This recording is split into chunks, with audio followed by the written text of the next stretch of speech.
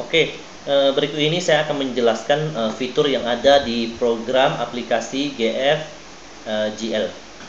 Aplikasi ini dimulai dari mencatat jurnal sehingga menghasilkan laporan keuangan seperti laporan neraca, laporan laba rugi fiskal, laporan neraca saldo, laporan buku besar, laporan sub ledger. Oke.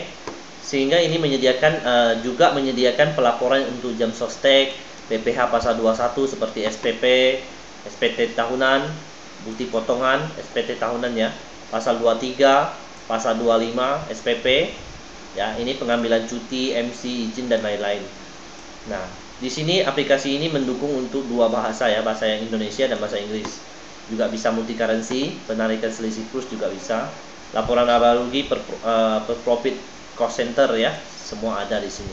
Ini juga pengetikan jurnalnya juga cepat ya, bisa diekspor juga. Nah, saya langsung ke programnya. Nah, tampilan programnya seperti ini. Jadi untuk settingan kode perkiraan di sini kita bisa membuat jurnal seperti misalnya untuk PPh 23, 25. Nah, di sini kita bisa bikin juga hutang kewajiban kita. Kita bisa tambahkan lagi ya. Oke. Nah, yang di sini adalah juga untuk pendapatan ya. Di sini juga bisa kita isi harga pokok kalau ada untuk persediaan barang ya. Tapi ini pencatatannya adalah secara manual ya. Jadi ini nggak bisa kontrol stok, hanya untuk nilai persediaan saja. Oke. Nah, kemudian untuk jurnal entry, di sini jurnal entry adalah untuk membuat jurnal lawan ya, jurnal umum. Nah, di sini misalnya contoh untuk biaya entry ini misalnya contoh kita bayar Speedy. Jadi kita bisa bikin perkiraan biaya internet lawannya kas. Nah, nanti di sini kita bisa ketahuan. Jadi bagian yang ngerti accounting ini udah tahu fungsinya untuk apa. Jadi di sini debit kreditnya udah jelas, bisa di view langsung. Nah, untuk yang di sini ini juga bisa kita print out ya. Jadi nanti hasil ini menggunakan Freestar Report Pro profesional. Jadi bisa edit sendiri nanti, customer bisa revisi sendiri. Oke. Jika menggunakan printer Epson LQ 310, maka tampilan yang tadi jauh lebih bagus ya hasilnya. Nah, di sini kita juga bisa cari percatatan atau per transaksi atau nomor transaksi jurnal. Setelah kita mencatat jurnal, di sini kita bisa melihat ini bank rekonsiliasi juga ada ya. Arus kasnya kita juga bisa lihat di sini. Kita bisa proses untuk kas sama bank itu kita bisa lihat nanti arus kasnya di sini. Dan ini juga bisa di print out. Oke. Nah, untuk laporan di sini kita bisa langsung proses untuk 1 bulan. Bisa juga langsung 2 bulan. Jadi contoh kalau di laporan 2 bulan, itu nanti di satu form itu bisa tampil misalnya contoh 2 bulan ya, misalnya laba rugi 2 bulan. Nanti di sini bisa kita tampil. Nah, Julinya berapa, Agustusnya berapa. Jadi ada perbedaannya. Nah, di sini bisa muncul begini. Jadi bisa tahu perbandingannya gitu loh. Oke. Nah, untuk pencatatan ini arus kas ya. Data karyawan itu bisa kita catatkan juga data-data karyawannya. Oke, seperti ini ya. Nah, ini nomor NIK-nya, nomor KTP, nomor KPJ, segala macam di sini. Ini bisa gaji pokoknya, mungkin ada total tunjangan. Ya, di sini kita bisa isi lagi JPK-nya berapa, JKP-nya berapa. Di sini kita bisa isi ketentuannya. Atau tanpa PPh 21 juga bisa. Oke, laporannya bisa kita ambil dari sini. Nah, ini kita bisa print out. Oke. Kemudian di sini juga ada gaji karyawan. Jadi setelah isi data di sini kita bisa ketik. Ya, bisa kita ketik langsung di sini. Oke. Nah, nanti kita proses laporannya di tombol yang ini. Nah, di sini kita bisa langsung menyajikan laporan PPh pasal 21. Jadi sudah langsung tertera di sini.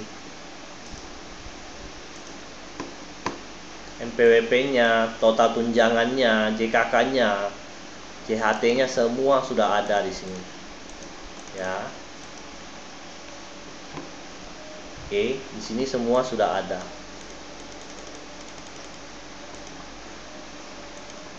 Oke. Nah, slip gajinya juga sudah ada di sini ya. JHT-nya 2%, DP 1%, yang tidak pakai bisa kita hapus. Tanpa lembur, PPh tanpa lembur berapa gitu hitungannya ya. Nah, ini sesuai ketentuannya nanti. Oke. Nah, di sini juga ada bantuan berupa video atau help file, jadi bisa dibaca secara manual. Jadi pemakaiannya sangat mudah. Jadi di sini juga bisa input THR ya. Jadi kalau misalnya contoh ada perhitungan untuk THR, di sini kita bisa isi. Nah, misalnya THR ini wira swasta. Nah, berapa THR-nya? Nah, PKP-nya berapa gitu. Nah, kita bisa input lagi di sini. Ya. Nah, untuk form BPJS-nya juga ada. Ya. Untuk bukti potongan PPh 21 di sini kita bisa lihat langsung. Nah, seperti ini.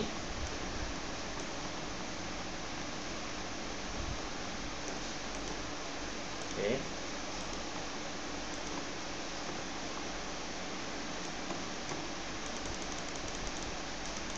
Oke. Nah, PPh 23-nya juga kita bisa ketik di sini berapa yang mau kita laporkan. Ya. Oke. Bagian apa lagi? Settingan konfigurasi. Nah, oke. Nah, ini untuk usaha tertentu yang butuh untuk melihat profit dan cost-nya, ya kan, di sini. Ya. Nah, jadi di sini kita bisa input nanti. Bisa kita tambah. Jadi untuk per cabang ini ya.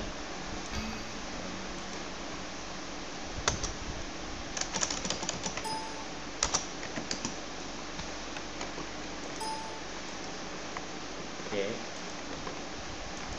Nah, di sini di bagian jurnal tadi, ini kalau jurnal rekurensi ini adalah untuk misalnya jurnal-jurnal yang sering kita pakai untuk ansuran atau apa ya, kita bisa ketik dulu, nanti tinggal pilih. Jadi waktu di jurnal sini kita bisa pilih nanti.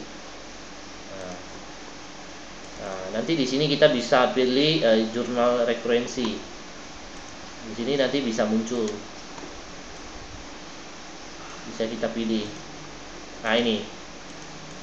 Nah, kita mau jurnal apa nanti bisa gitu ya.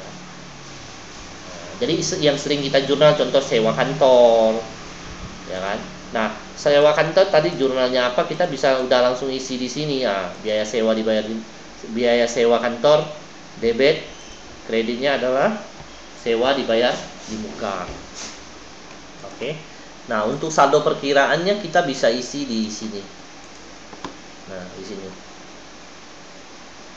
Oke.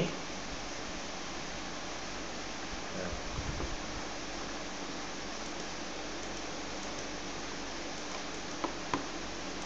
Oke.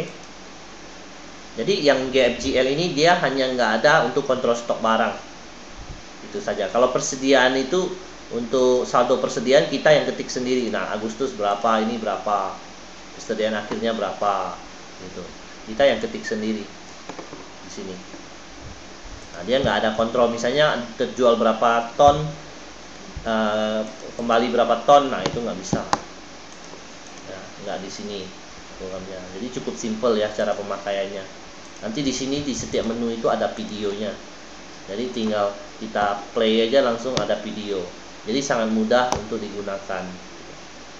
Jadi penjelasan saya singkat saja. Untuk Anda yang ingin bertanya bisa langsung menghubungi saya. Terima kasih.